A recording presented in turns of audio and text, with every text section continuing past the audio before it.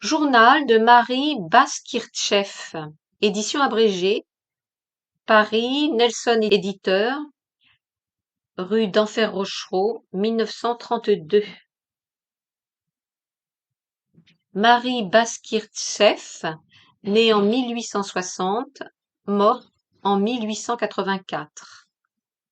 Première édition du journal, 1887. Préface. À quoi bon mentir et poser? Oui, il est évident que j'ai le désir, sinon l'espoir, de rester sur cette terre par quelque moyen que ce soit. Si je ne meurs pas jeune, j'espère rester comme une grande artiste. Mais si je meurs jeune, je veux laisser publier mon journal qui ne peut pas être autre chose qu'intéressant. Mais puisque je parle de publicité, cette idée qu'on me lira peut-être gâtée, c'est-à-dire anéantie, le seul mérite d'un tel livre. Eh bien non. D'abord, j'ai écrit très longtemps sans songer à être lu. Et ensuite, c'est justement parce que j'espère être lu que je suis absolument sincère. Si ce livre n'est pas l'exact, l'absolu, la stricte vérité, il n'a pas de raison d'être. Non seulement, je dis tout le temps ce que je pense, mais je n'ai jamais songé un seul instant à dissimuler ce qui pourrait me paraître ridicule ou désavantageux pour moi. Du reste, je me crois trop admirable pour me censurer. Vous pouvez donc être certain, charitable lecteur, que je m'étale dans ces pages tout entières. Moi, comme intérêt, c'est peut-être mince pour vous, mais ne pensez pas que c'est moi. Pensez que c'est un être humain qui vous raconte toutes ses impressions depuis l'enfance. C'est très intéressant comme document humain. Demandez à Monsieur Zola et même à Monsieur de Goncourt et même à Maupassant. Mon journal commence à 12 ans et ne signifie quelque chose qu'à 15 ou 16 ans. Donc il y a une lacune à remplir et je vais faire une espèce de préface qui permettra de comprendre ce monument littéraire et humain. Là, supposez que je suis illustre. Mais commençons. Je suis né le 11 novembre 1860. C'est épouvantable rien que de l'écrire. Mais je me console en pensant que je n'aurai certainement plus d'âge lorsque vous me lirez. Mon père était le fils du général Paul Grégorievitch Baskirtseff, d'une noblesse de province, brave, tenace, dure et même féroce. Mon aïeul a été nommé au grade de général après la guerre de Crimée, je crois. Il a épousé une jeune fille adoptive d'un très grand seigneur. Elle mourut à 38 ans en laissant 5 enfants, mon père et 4 sœurs. Maman s'est mariée à 21 ans après avoir dédaigné de très beaux partis. Maman est une demoiselle babanine. Du côté des babanines, nous sommes de vieille noblesse de province et grand-papa s'est toujours vanté d'être d'origine tartare de la première invasion. Baba, Nina sont des mots tartares. Moi, je m'en moque. Grand-papa était le contemporain de Lermontov, Pouchkine, etc. Il a été byronien, poète, militaire, lettré. Il a été au Caucase. Il s'est marié très jeune à mademoiselle Julie Cornelius, âgée de 15 ans, très douce et jolie. Ils ont eu 9 enfants, excusez du peu. Après 2 ans de mariage, maman alla vivre chez ses parents avec ses 2 enfants. Moi, j'étais toujours avec grand-maman qui m'idolâtrait. Avec grand-maman, il y avait pour m'adorer ma tante, lorsque maman ne l'emmenait pas avec elle. Ma tante plus jeune que maman, mais pas jolie. Sacrifiée et se sacrifiant à tout le monde. En 1870, au mois de mai, nous sommes partis, IES, pour l'étranger. Le rêve, si longtemps caressé par maman, s'est accompli. À Vienne, on resta 1 mois, se grisant de nouveautés, de beaux magasins et de théâtres.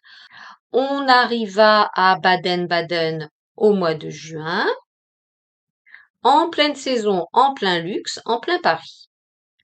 Voici combien nous étions. Grand-papa, maman, ma tante Romanoff, Dina, ma cousine Germaine, Paul et moi. Et nous avions avec nous un docteur. Cet angélique incomparable, Lucien Walitsky. Il était polonais, sans patriotisme exagéré, une bonne nature, très câlin, qui se dépensait en charge d'atelier. À Achtirka, il était médecin du district. Il était à l'université avec le frère de maman et fut tout le temps de la maison. Au moment du départ pour l'étranger, il fallait un médecin pour grand-papa. Et on emmena Walitsky. Stabad, que j'ai compris le monde, et l'élégance, et que je fus torturé de vanité. Mais je n'ai pas assez parlé de la Russie et de moi, c'est le principal. Selon l'usage des familles nobles habitant la campagne, j'eus deux institutrices, une russe et l'autre française. La première, russe, dont j'ai gardé la mémoire, était une madame Melnikov, une femme du monde, instruite, romanesque, et séparée de son mari, se faisant institutrice par coup de tête, après la lecture de nombreux romans. Ce fut une amie pour la maison, on la traita en égale. Tous les hommes lui faisaient la cour, et elle s'enfuit un beau matin après je ne sais quelle histoire romanesque. On est très romanesque en Russie. Elle aurait pu dire adieu et partir tout naturellement, mais le caractère slave, greffé de civilisation française et de lecture romanesque, est une drôle de machine. En femme malheureuse, cette dame a tout de suite adoré la petite fille qui lui était confiée. Moi, je lui ai rendu son adoration par esprit de pose déjà. Et ma famille gobeuse et poseuse a cru que ce départ devait me rendre malade. On me regardait ce jour-là avec compassion, et je crois même que grand-maman a fait faire un potage exprès, un potage de malade. Je me sentais devenir toute pâle devant ce déploiement de sensibilité. J'étais du reste assez chétive, grêle et pas jolie, ce qui n'empêchait pas tout le monde de me considérer comme un être qui devait fatalement absolument devenir un jour ce qu'il y a de plus beau, de plus brillant et de plus magnifique. Maman alla chez un juif qui disait la bonne aventure. Tu as deux enfants, lui dit-il. Le fils sera comme tout le monde, mais la fille sera une étoile. Un soir, au théâtre, un monsieur me dit en riant. Montrez vos mains, mademoiselle. Oh, à la façon dont elle est gantée, il n'y a pas à en douter, elle sera terriblement coquette. J'en restai toute fière. Depuis que je pense, depuis l'âge de 3 ans, j'ai tété jusqu'à 3 ans et demi. J'ai eu des aspirations vers je ne sais quelle grandeur. Mes poupées étaient toujours des reines ou des rois. Tout ce que je pensais et tout ce qu'on disait autour de maman semblait toujours se rapporter à ces grandeurs qui devaient infailliblement venir. À 5 ans, je m'habillais avec des dentelles à maman, des fleurs dans les cheveux, et j'allais danser au salon. J'étais la grande danseuse petits pas, et toute la maison était là à me regarder.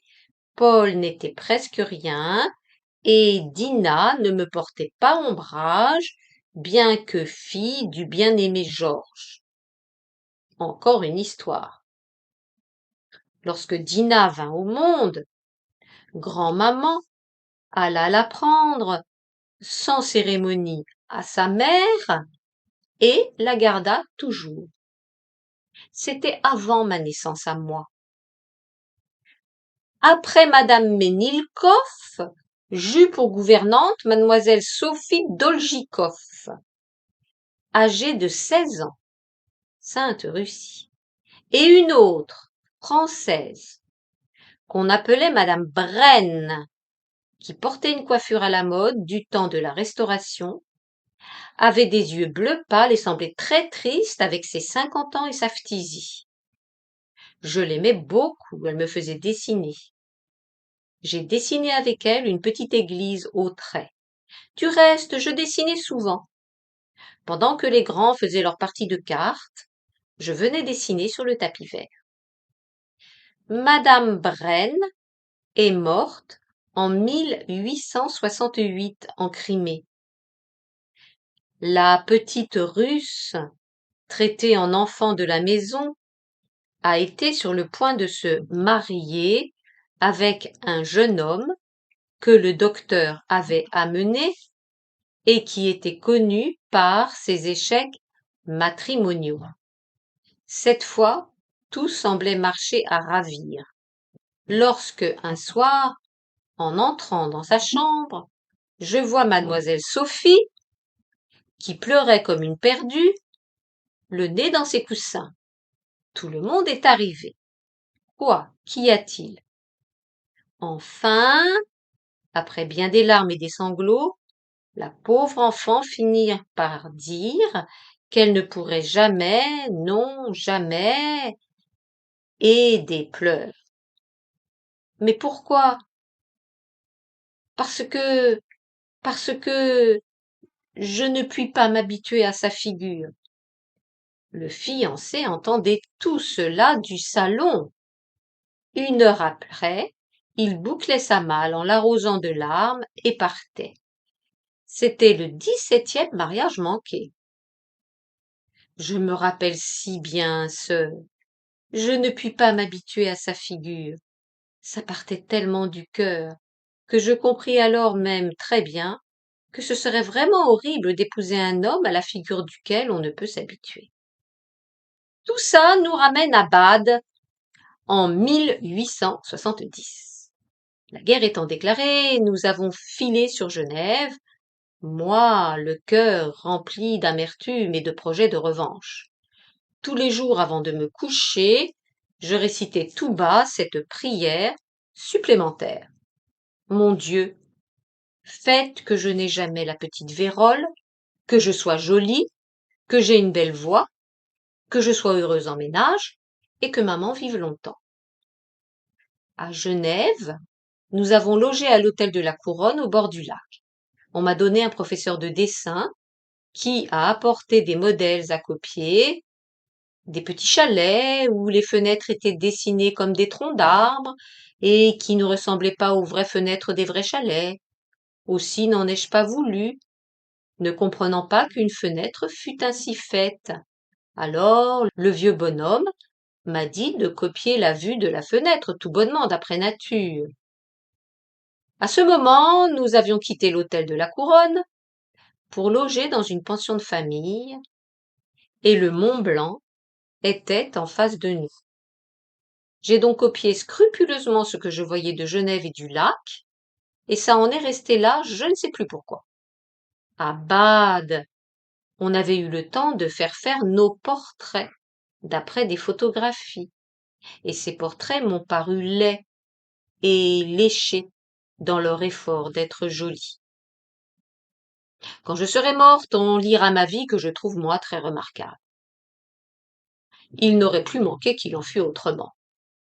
Mais je hais les préfaces. Elles m'ont empêché de lire une quantité de livres excellents. Et les avertissements des éditeurs. Aussi, j'ai voulu faire ma préface moi-même. On aurait pu s'en passer si je publiais tout, mais je me borne à me prendre à 12 ans. Ce qui précède est trop long, je vous donne du reste des aperçus suffisants dans le courant de ce journal. Je reviens en arrière souvent à propos de n'importe quoi. Si j'allais mourir comme cela, subitement prise d'une maladie, je ne saurais peut-être pas si je suis en danger, on me le cachera, et après ma mort, on fouillera dans mes tiroirs, on trouvera mon journal, ma famille le détruira après l'avoir lu, et il ne restera bientôt plus rien de moi. Rien. Rien. C'est ce qui m'a toujours épouvantée. Vivre, avoir tant d'ambition, souffrir, pleurer, combattre, et au bout, l'oubli, comme si je n'avais jamais existé. Si je ne vis pas assez pour être illustre, ce journal intéressera les naturalistes. C'est toujours curieux, la vie d'une femme, jour par jour, sans pause, comme si personne au monde ne devait jamais la lire, et en même temps avec l'intention d'être lue. Car je suis bien sûre qu'on me trouvera sympathique. Et je dis tout, tout, tout. Sans cela, à quoi bon? Du reste, cela se verra bien que je dis tout. Paris, 1er mai 1884. 1873. Janvier, à l'âge de 12 ans. Nice, promenade des Anglais, Villa Aquaviva. La tante Sophie joue au piano des airs petits-russiens et cela m'a rappelé notre campagne. J'y suis toute transportée. Et quel souvenir puis-je avoir de là, si ce n'est de la pauvre grand-maman? Les larmes me viennent aux yeux. Elles sont dans les yeux et vont couler à l'instant. Elles coulent déjà, pauvre grand-maman. Comme je suis malheureuse de ne plus t'avoir ici. Comme tu m'aimais et moi aussi. Mais j'étais un peu trop petite pour t'aimer comme tu le méritais. Je suis tout émue de ce souvenir. Le souvenir de grand-maman est un souvenir respectueux, sacré, aimé, mais il n'est pas vivant. Oh mon Dieu, donne-moi du bonheur dans la vie, et je serai reconnaissante. Mais que dis-je? Il me semble que je suis dans ce monde pour le bonheur. Faites-moi heureuse, oh mon Dieu. La tante Sophie joue toujours. Les sons arrivent vers moi par intervalles, et ils me pénètrent l'âme. Je n'apprends pas de leçons pour demain, c'est la fête de Sophie. Oh mon Dieu, donne-moi le duc de H. Je l'aimerai, et je le rendrai heureux. Je serai heureuse, moi aussi, je ferai du bien aux pauvres. C'est un péché de croire qu'on peut acheter les grâces de Dieu avec les bonnes œuvres. Mais je ne sais comment m'exprimer. J'aime le duc de H, et je ne puis lui dire que je l'aime. Et si je le lui disais même, il n'y ferait pas attention. Quand il était ici, j'avais un but pour sortir, m'habiller, mais maintenant, j'allais à la terrasse dans l'attente de le voir, de loin, pour une seconde au moins. Mon Dieu, soulage ma peine. Je ne puis te prier davantage. Entends ma prière. Ta grâce est si infinie, ta miséricorde est si grande. Tu as fait tant de choses pour moi. Cela me fait de la peine de ne pas le voir à la promenade. Sa figure est distinguée parmi les figures vulgaires de Nice. Madame Howard nous a invités hier à passer le dimanche avec ses enfants. Nous étions sur le point de partir quand Madame Howard est rentrée et nous a dit qu'elle était chez maman et lui a demandé la permission de nous garder jusqu'au soir. Nous restâmes et après le dîner, nous allâmes au grand salon qui était sombre. Et les filles m'ont tellement prié de chanter, elles se sont mises à genoux, les enfants de même. Nous avons beaucoup ri, j'ai chanté Santa Lucia, le soleil s'est levé et quelques roulades. Ils étaient tous tellement extasiés qu'ils se sont mis à m'embrasser affreusement. Oui, c'est le mot. Si je pouvais produire le même effet sur le public, je me serais mise sur la scène aujourd'hui même. C'est une si grande émotion d'être admiré pour quelque chose de plus que la toilette. Vraiment, de ces paroles admiratives des enfants, j'en suis toute ravie. Que serait-ce donc si j'étais admirée par d'autres? Je suis faite pour des triomphes et des émotions. Donc, le mieux que j'ai à faire, c'est de me faire cantatrice. Si le bon Dieu veut me conserver, fortifier et agrandir la voix, là, je puis avoir le triomphe dont j'ai soif. Là, je puis avoir la satisfaction d'être célèbre, connu, admiré, et c'est par là que je puis avoir celui que j'aime. Rester comme je suis, j'ai peu d'espoir qu'il m'aime. Il ignore mon existence, mais quand il me verra entouré de gloire et de triomphe, les hommes sont ambitieux et je puis être reçue dans le monde, parce que je ne serai pas une célébrité sortie d'un débit de tabac ou d'une rue sale. Je suis noble. Je n'ai pas besoin de faire quelque chose. Mes moyens me le permettent. Donc j'aurai encore plus de gloire et de facilité à m'élever. Comme cela, ma vie sera parfaite. Je rêve la gloire, la célébrité, être connu partout. En paraissant sur la scène, voir ces milliers de personnes qui attendent avec un battement de cœur le moment où vous chanterez. Savoir en les voyant qu'une note de votre voix les met tous à vos pieds. Les regarder d'un air fier. Je puis tout. Voilà ce dont je rêve. Voilà ma vie. Voilà mon bonheur. Voilà mon désir. Et alors, étant entouré de tout cela, Monseigneur le duc de H viendra comme les autres, se prosterner à mes pieds, mais il n'aura pas la même réception que les autres. Cher, tu seras ébloui de ma splendeur et tu m'aimeras. Tu verras le triomphe dont je serai entouré, c'est vrai. Tu n'es digne que d'une femme comme j'espère l'être. Je ne suis pas laide, je suis même jolie, oui plutôt jolie. Je suis extrêmement bien faite, comme une statue. J'ai d'assez beaux cheveux, j'ai une manière de coquetterie très bonne. Je sais me comporter avec les hommes. Je suis honnête, et jamais je ne donnerai un baiser à un autre homme que mon mari. Et je puis me vanter de quoi ne peuvent pas toujours les petites filles de 12 à 14 ans, de n'avoir jamais été embrassée ni d'avoir embrassé quelqu'un. Alors une jeune fille qu'il verra, au plus haut point de la gloire que peut obtenir une femme, l'aimant d'un amour ferme depuis son enfance, étant honnête et pur, cela l'étonnera. Il voudra m'avoir à tout prix et m'épousera par orgueil. Mais que dis-je? Pourquoi ne puis-je admettre qu'il peut m'aimer? Ah oui, avec l'aide de Dieu. Dieu m'a fait trouver le moyen d'avoir celui que j'aime. Merci, ô mon Dieu, merci. Aujourd'hui, j'ai encore vu le duc de H. Personne ne se tient comme lui. Il a l'air tout à fait d'un roi quand il est dans sa voiture. À la promenade, j'ai vu plusieurs fois G en noir. Elle est belle, pas tant elle que sa coiffure. Son entourage est parfait. Il n'y manque rien, tout est distingué, riche, magnifique, vraiment. On la prendrait pour une grande dame. Il est naturel que tout cela contribue à sa beauté. Sa maison, avec des salons, des petits coins, avec une lumière douce venant à travers des draperies ou des feuillages verts, elle-même coiffée, habillée, soignée, comme on ne peut mieux, assise dans un salon magnifique comme une reine, où tout est accommodé et arrangé pour la rendre le mieux possible. Il est tout naturel qu'elle plaise et qu'il l'aime. Si j'avais tout son entourage, je serais encore mieux. Je serais heureuse avec mon mari, car je ne me négligerais point. Je me soignerais pour lui plaire comme je me soignais quand je voulais lui plaire pour la première fois.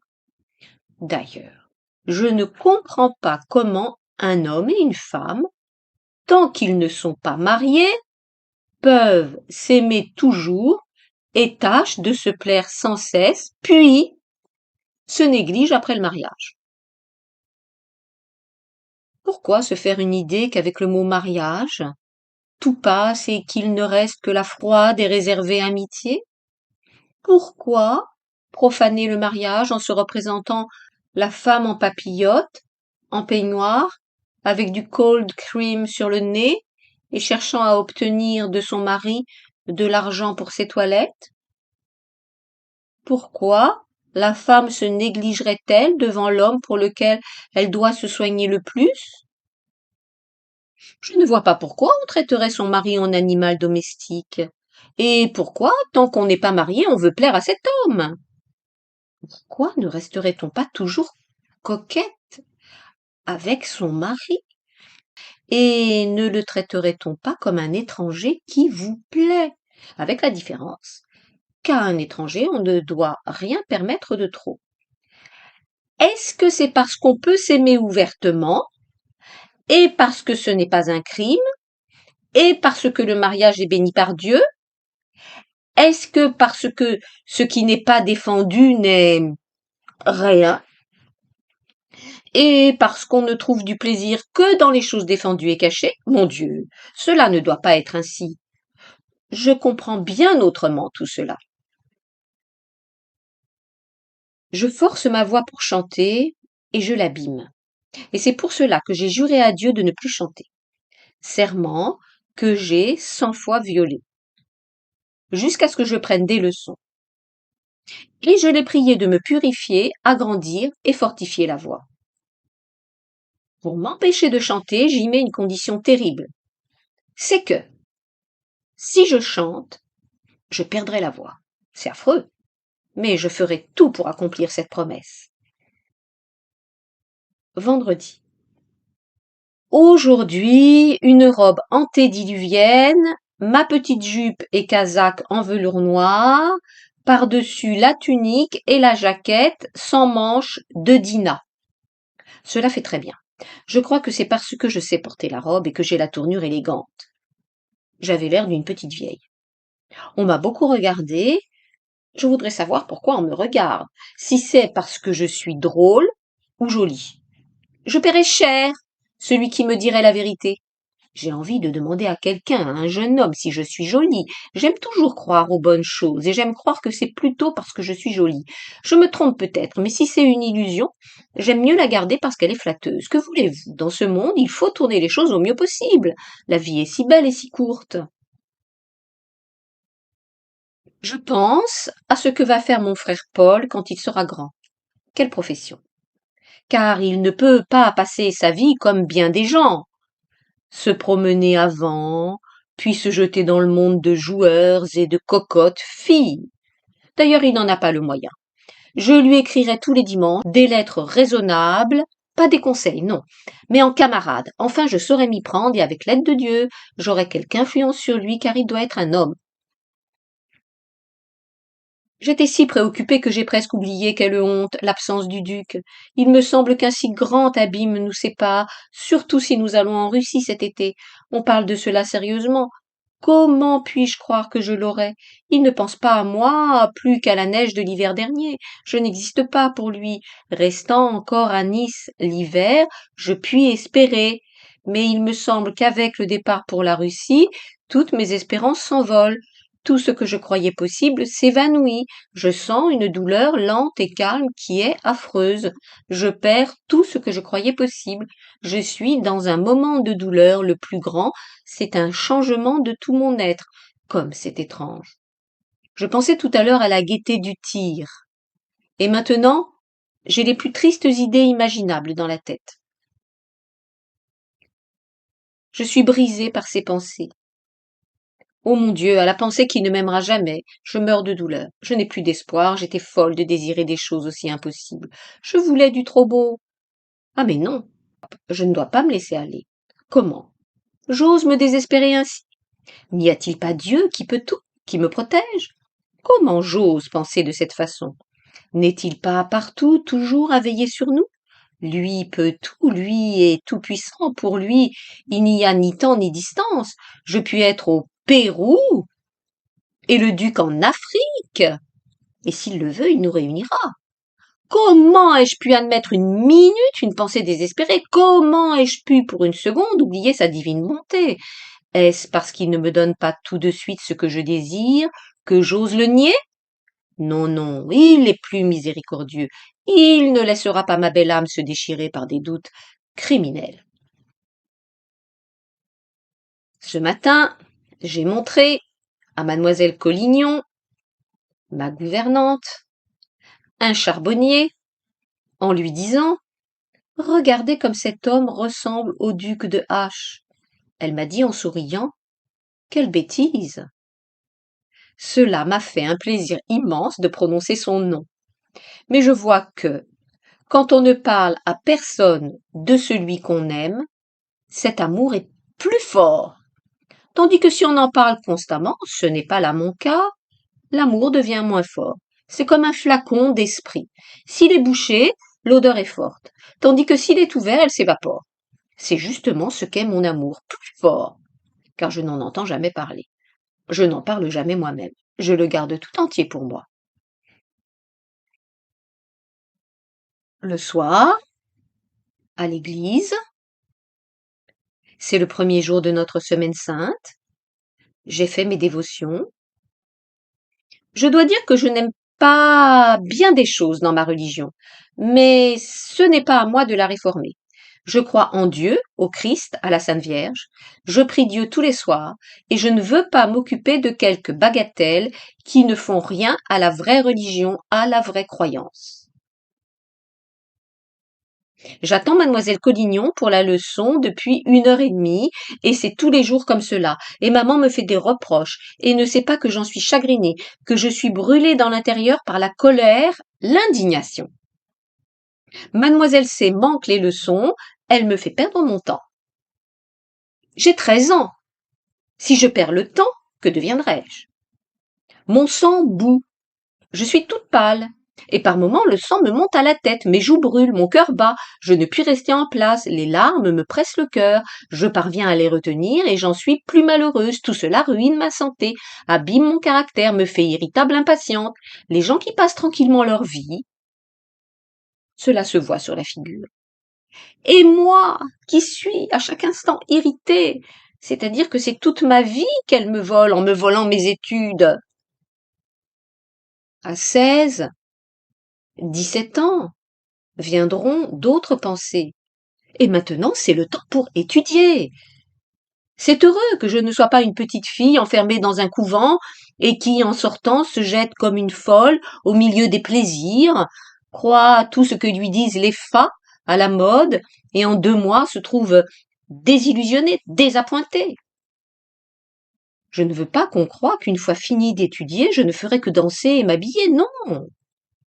Mais ayant fini les études de l'enfant, je m'occuperai sérieusement de peinture, de musique, de chant. J'ai du talent pour tout cela et beaucoup. Comme cela soulage d'écrire. Je suis plus calme. Non seulement tout cela nuit à ma santé, mais à mon caractère, à ma figure. Cette rougeur qui me vient, mes joues brûlent comme du feu, et quand le calme revient, elles ne sont plus ni fraîches ni roses. Cette couleur qui devrait être toujours sur ma figure me fait pâle et chiffonner. C'est la faute de mademoiselle C. Car l'agitation qu'elle cause fait cela. J'ai même des petits maux de tête après avoir brûlé comme cela. Maman m'accuse. Elle dit que c'est ma faute si je ne parle pas anglais. Comme cela m'outrage. Madame Savelieff est mourante. Nous allons chez elle. Il y a 2 jours qu'elle est sans connaissance et ne parle plus. Le vieux Savelieff nous a rencontrés dans l'escalier. Comme il a vieilli en quelques jours. Tout le monde a une consolation. Sa fille a ses enfants. Mais lui, seul, ayant vécu avec sa femme 30 ans, c'est quelque chose. A-t-il bien ou mal vécu avec elle? Mais l'habitude fait beaucoup. Ah, quand on pense comme l'homme est misérable. Chaque animal peut, quand cela lui plaît, faire la figure qu'il veut. Il n'est pas obligé de sourire quand il a envie de pleurer. Quand il ne veut pas voir ses semblables, il ne les voit pas. Et l'homme est esclave de tout et de tous. Et cependant, moi-même, je m'inflige cela. J'aime à aller. J'aime qu'on vienne. C'est la première fois que je vais contre mon désir. Et combien de fois serais-je obligée, ayant envie de pleurer, serais-je forcée de sourire? Et c'est moi-même qui me choisis cette vie mondaine. Ah, mais alors, je n'aurai plus de chagrin quand je serai grande. Quand il sera avec moi, je serai toujours gaie.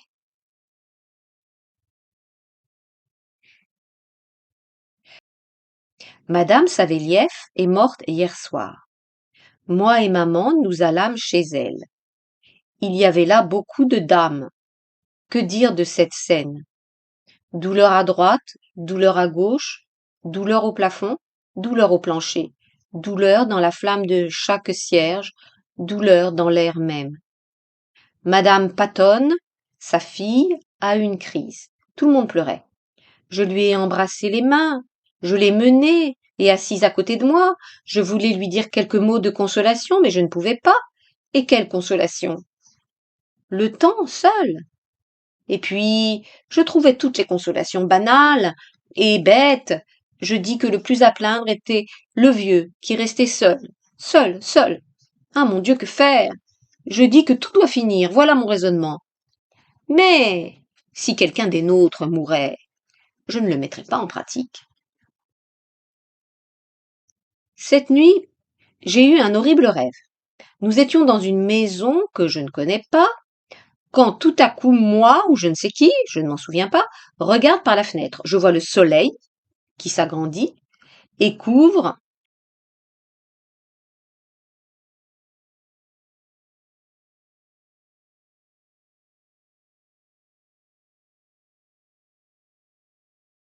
C'est un territoire romain depuis à peu près 50 ans. Territoire conquis parce que vers 160. bip, bip, bip, bip, bip, bip, bip, bip, bip, bip, bip, bip, bip, bip, bip, bip. Effacé juste avant, et avant ça a été corrigé. Bip, bip, bip, bip, bip, bip, bip, bip, bip, bip. Pas brillant et n'échauffe pas. Puis il se divise, un quart disparaît, le reste se divise en changeant de couleur. Nous sommes horrifiés. Écrit A-U-R-I-F-I-E-S. Puis il se couvre à moitié d'un nuage et tout le monde s'écrie. Le soleil s'est arrêté. Bip, bip, bip, bip, bip, bip, bip. Il se couvre à moitié d'un nuage et tout le monde s'écrie. Le soleil s'est arrêté, comme si sa fonction naturelle était de tourner. Il est resté quelques instants immobile mais pâle. Puis toute la terre est devenue étrange. Ce n'est pas qu'elle est chancelée. Je ne puis exprimer ce que c'est, cela n'existe pas dans ce que nous voyons tous les jours. Il n'y a pas de parole pour exprimer ce que nous ne comprenons pas. Puis encore il s'est mis à tourner, comme deux roues l'une dans l'autre, c'est-à-dire que le soleil clair était couvert par instant d'un nuage aussi rond que lui. Le trouble était général, je me demandais si c'était la fin du monde, mais je ne voulais croire que ce n'est pas, mais je voulais croire que ce n'était que pour un moment. Maman n'était pas avec nous, elle arriva dans une espèce d'omnibus et semblait ne pas être effrayée. Tout était étrange. Cet omnibus n'était pas comme les autres. Puis je me mis à regarder mes robes. Nous emballions nos affaires dans une petite malle. Mais à l'instant, tout recommence, c'est la fin du monde. Et je me demande comment Dieu ne m'en a rien dit. Et je me demande comment je suis digne d'assister à ce jour, vivante. Tout le monde a peur et nous nous mettons en voiture avec maman et nous retournons je ne sais où. Que veut dire ce rêve? Est-il envoyé de Dieu pour m'avertir de quelque grand événement ou est-ce simplement nerveux? Mademoiselle C part demain. C'est tout de même un peu triste. Même un chien avec lequel on a vécu nous fait de la peine en partant. Malgré les relations bonnes ou mauvaises, j'ai un ver dans le cœur. Quand Rémi vint me dire aux courses de Bade qu'il venait de parler au duc de H, mon cœur eut une secousse que je ne compris pas. Puis, quand, à ces mêmes courses, la Gioia était assise à côté de nous et parlait de lui, j'écoutais à peine. Oh, combien n'aurais-je pas donné pour les entendre aujourd'hui, ces paroles! Puis, lorsque j'ai passé devant les magasins anglais, il était là. Il me regardait, ayant l'air de dire: comme elle est drôle, cette fillette. Qu'est-ce qu'elle s'imagine? D'un air moqueur. Il avait raison alors, j'étais très drôle avec mes petites robes de soie, j'étais ridicule. Je ne le regardais pas. Puis enfin, toutes les fois que je le rencontrais, mon cœur donnait un coup si fort dans ma poitrine que cela me faisait mal. Je ne sais si quelqu'un a éprouvé cela, mais j'ai que mais j'ai peur que mon cœur batte si fort et qu'on l'entende. Autrefois, je croyais que le cœur n'était qu'un morceau de chair, mais je vois qu'il communique avec l'esprit. Je comprends maintenant quand on dit mon cœur a battu. Avant, au théâtre, quand on le disait, j'y pensais sans attention. Maintenant, je reconnais les émotions que j'ai éprouvées. Le cœur est un morceau de chair qui communique par une petite ficelle avec le cerveau, qui à son tour reçoit les nouvelles des yeux ou des oreilles, et tout cela fait que c'est le cœur qui vous parle, parce que la petite ficelle s'agite et le fait battre, plus qu'à l'ordinaire, et fait monter le sang à la figure. Mon professeur de musique, Manotte, est très content de moi ce matin. J'ai joué une partie du concerto en sol mineur de Mendelssohn sans une seule faute. Le lendemain, à l'église russe, la Trinité, l'église était tout ornée de fleurs et de verdure. On a fait des prières où le prêtre priait pour le pardon des péchés, il les énumérait tous, puis il a prié à genoux, tout ce qu'il disait s'appliquait si bien à moi que je suis restée immobile écoutant et secondant cette prière. J'ai prié pour la deuxième fois si bien à l'église. La première, c'est le jour de l'an. La messe est devenue si banale. Et puis, les choses qu'on y dit ne sont pas celles de tous les jours de tout le monde. Je vais à la messe, puis je ne prie pas. Les prières et les hymnes qu'on chante ne répondent pas à ce que disent mon cœur et mon âme. Ils m'empêchent de prier en liberté, tandis que ces Te Deum où le prêtre prie pour tout le monde, où chacun trouve quelque chose à s'appliquer, me pénètrent. Paris. Enfin, j'ai trouvé ce que j'ai désiré sans savoir quoi. Vivre, c'est Paris. Paris, c'est vivre. Je me martyrisais parce que je ne savais pas ce que je voulais. Maintenant, je vois devant moi. Je sais ce que je veux. Déménager de Nice à Paris. Avoir un appartement, le meubler, avoir des chevaux, comme à Nice. Entrer dans la... dans la société par l'ambassadeur de Russie. Voilà ce que je veux. Comme on est heureux quand on sait ce qu'on veut. Mais voici une idée qui me déchire. C'est que je crois que je suis laide. C'est affreux. Nice. Je regarde Nice comme un exil. Surtout, je dois m'occuper de régler les jours, les heures des professeurs. Lundi, je recommence mes études, si infernalement interrompues par mademoiselle Collignon. Avec l'hiver viendra le monde, avec le monde, la gaieté. Ce ne sera plus Nice, mais un petit Paris. Et les courses. Nice a son beau côté. Bon côté. Tout de même, les 6 ou 7 mois qu'il faut passer me semblent une mer qu'il faut traverser, et sans quitter des yeux le phare qui me guide. Je n'espère pas aborder, non, je n'espère que voir cette terre, et la seule vue me donnera du caractère de la force pour vivre jusqu'à l'année prochaine. Et après, ma foi, je n'en sais rien. Mais j'espère, je crois en Dieu, en sa bonté divine, voilà pourquoi je ne perds pas courage. Celui qui habite sous sa protection trouvera son repos dans la clémence du Tout-Puissant. Il te couvrira de ses ailes sous leur appui, tu seras en sûreté, sa vérité te servira de bouclier, tu ne craindras ni les flèches qui parcourent les airs pendant la nuit, ni les fléaux pendant le jour. Je ne puis exprimer combien je suis émue, et combien je reconnais la bonté de Dieu envers moi. 9 juin. J'ai commencé l'étude du dessin. Je me sens fatiguée, molle, incapable de travailler. Les étés à Nice me tuent. Il n'y a personne, je suis prête à pleurer, enfin je souffre. On ne vit qu'une fois. Les étés à Nice me tuent. Il n'y a personne, je suis prête à pleurer, enfin je souffre. On ne vit qu'une fois. Passer un été à Nice, c'est perdre la moitié de la vie. Rien ne me préoccupe de lui. Il y a si longtemps que je n'en ai entendu parler. Il me semble mort. On a loué la villa Baki.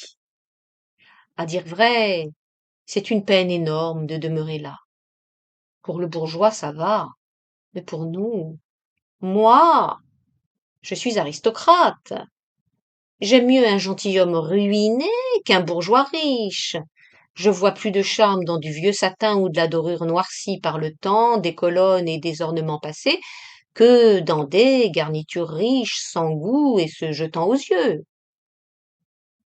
Un vrai gentilhomme ne mettra pas son amour-propre à avoir des bottes brillantes, bien cirées, et des gants collants, non.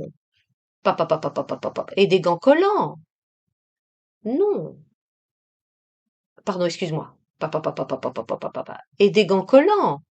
Non que la mise doive être négligée, non.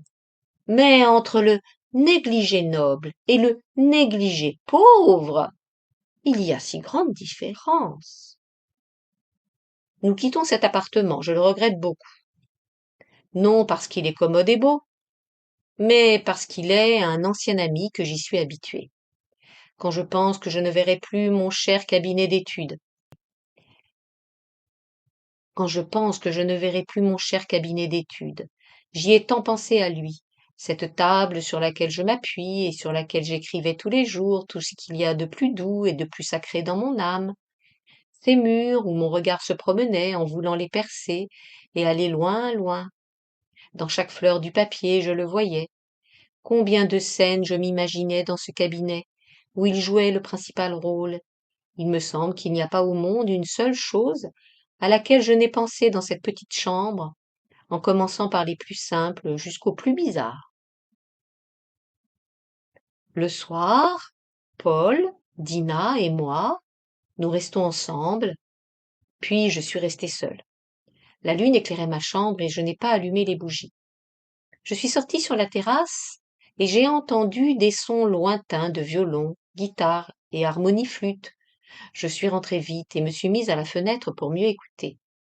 C'était un trio charmant, il y a longtemps que je n'ai écouté de la musique avec tant de plaisir.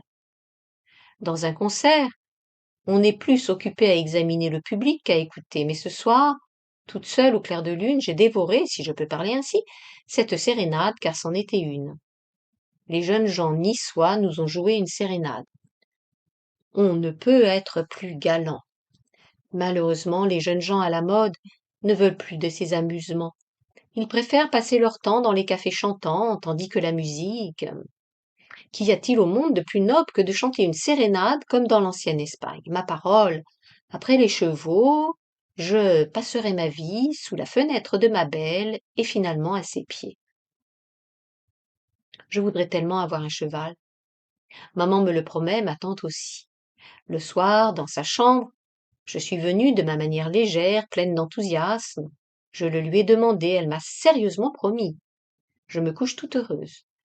Tout le monde me dit que je suis jolie, sur ma foi devant moi-même je ne crois pas. Ma plume ne veut pas l'écrire, je suis gentille seulement.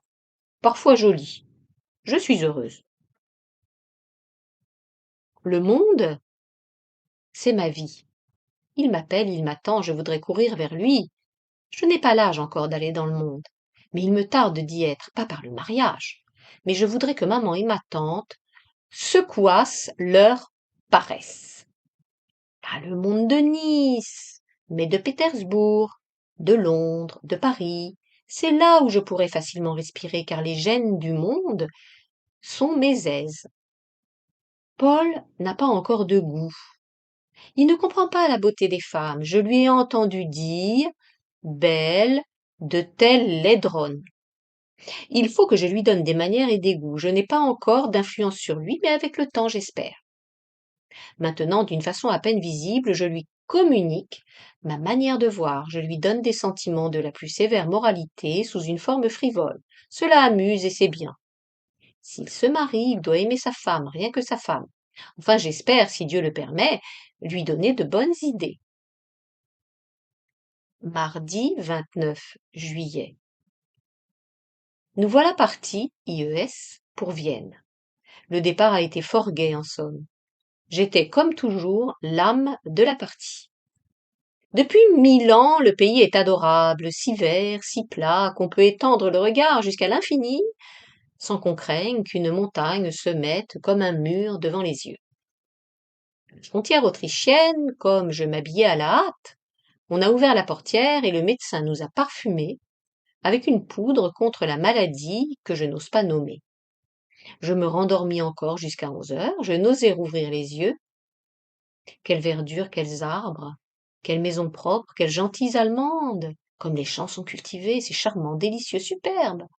Je ne suis pas du tout, comme on dit, insensible aux beautés de la nature, mais au contraire, je n'admire pas sans doute les roches arides, les oliviers pâles, le paysage mort, mais j'admire les montagnes couvertes d'arbres, les plaines cultivées délicieusement ou couvertes d'un tapis de velours avec des laboureurs, des femmes, des paysages.